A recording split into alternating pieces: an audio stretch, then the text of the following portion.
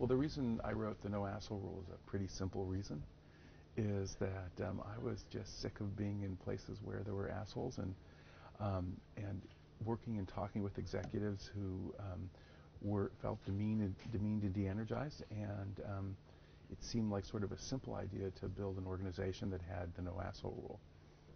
It's actually kind of funny because the reason that I use the word rather than perhaps cleaner variations like bully or jerk or something is they don't quite capture the emotional response that we get when somebody is nasty to us, or even when I'm like bad, I don't say to myself, you jerk, I say to myself, you asshole. So it captures the emotional part, and the way I would define it would be somebody who is an asshole is somebody who consistently leaves others feeling demeaned and de-energized, especially if people have less power.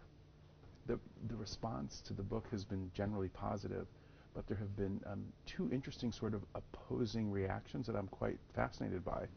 One is that a lot of people like the chapter that talks about how to build an asshole-free organization, and sort of the poster boy for that chapter is one of your alums, Lars Dalgaard. And so Lars started a company about 6 or 7 years ago called Success Factors.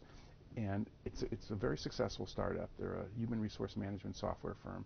They're the largest software firm, over 30 million people. They've grown from 100 people to 400 people in the last year or so. And among other things, they have every employee who joined the organization sign a statement saying that they won't be an asshole. They call it the rules of engagement. There's other ones, but the last one is that I won't be an asshole. So that one is sort of fascinating. And then the other one is the chapter which unfortunately my friend Jeff Pfeffer likes the best, which is the chapter that makes the argument about the virtues of assholes. So I talk about, particularly actually about Steve Jobs and how independently of, or maybe because he's an asshole, he's been so successful. And I wrote that with some hesitation. And I emphasize in the end of that chapter that if you're successful and you're an asshole, you're still an asshole, and I don't want to be around you. But my colleague Jeff Pfeffer, he focuses on the successful part and doesn't seem to think that being an asshole is quite so bad. One of the questions that I keep getting asked over and over again is, to put it simply, are assholes born or are they made? And there's two main factors that I think lead to people turning to assholes: situational factors. And certainly people might be predisposed, but I think the situations are especially powerful. One is the notion that all emotions, including being a jerk, is something that you catch from other people. So I talk about the notion in the book that when people join organizations where there's a bunch of jerks around, they catch what I call asshole poisoning. The second one, and this relates to Professor Deborah Grunfeld's research, who's a professor at the business school, that she's done an extensive amount of research about the notion that, the way I would put it, she would put it more politely, that putting people in a position of power sort of instantly and efficiently turns them into insensitive jerks or assholes. And what she finds across a whole series of studies is that when you take people and just randomly assign them into a position of more power over others, there's sort of three things that happen. One is they start getting less sensitive to the needs of other people. The second thing that happens is they start becoming more focused on satisfying their own needs. And the third thing is, she calls this thing disinhibition, where people become less inhibited about social norms. And my favorite little study that she did was something about how the cookie crumbles, where she brought people plates of cookies. And if she just gave one person a little more power than the other, they tended to take an extra cookie. They tended to eat with their mouths open and create more crumbs. And so this notion that being put into power really does turn you into a pig, it's kind of documented by this and other studies. So the question of what reactions have surprised me the most, well, two things have surprised me. One is how many media sources are letting me get away with saying the dirty word, because I'm getting some pushback, I admit. But even I was interviewed a few months ago by Ron Reagan, who is President Reagan's son. He has a talk show in Seattle. This was a midday talk show, and we used the word a-hole, which I thought was even against FCC regulations, but we merrily did that. And then the other one, which happened just yesterday, that surprised me the most, is I thought that religious people would be generally offended by the word, and I'm sure there are some who are offended.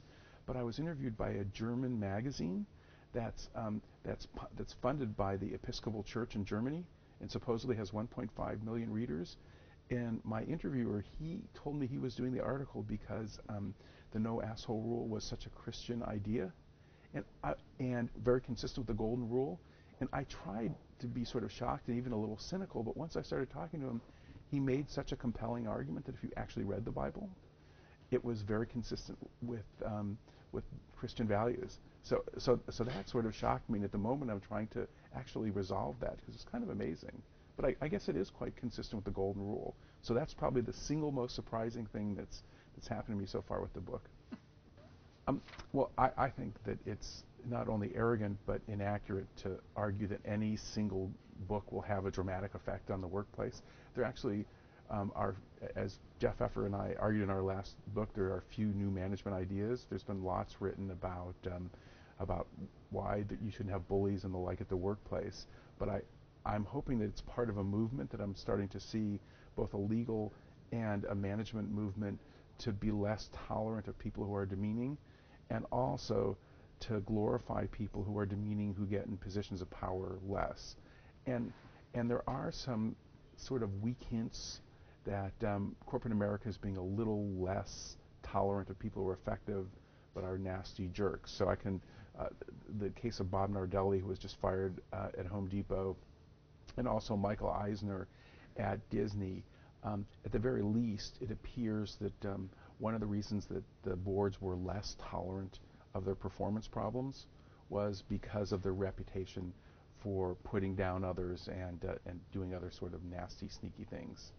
So the question of whether I'm planning any additional writing in this topic is actually pretty funny. I continue to write about various stories associated with assholes on my blog, and I'm writing a number of articles, including the one I was just working on this morning is for the McKinsey Quarterly, which will be somewhat censored, but it's going to make the argument for, it's read by McKinsey clients, that should be interesting. But honestly, I don't think I have it in me to write another book on the topic. I think that I've given everything I had to this one, and I don't think I'll be doing a sequel.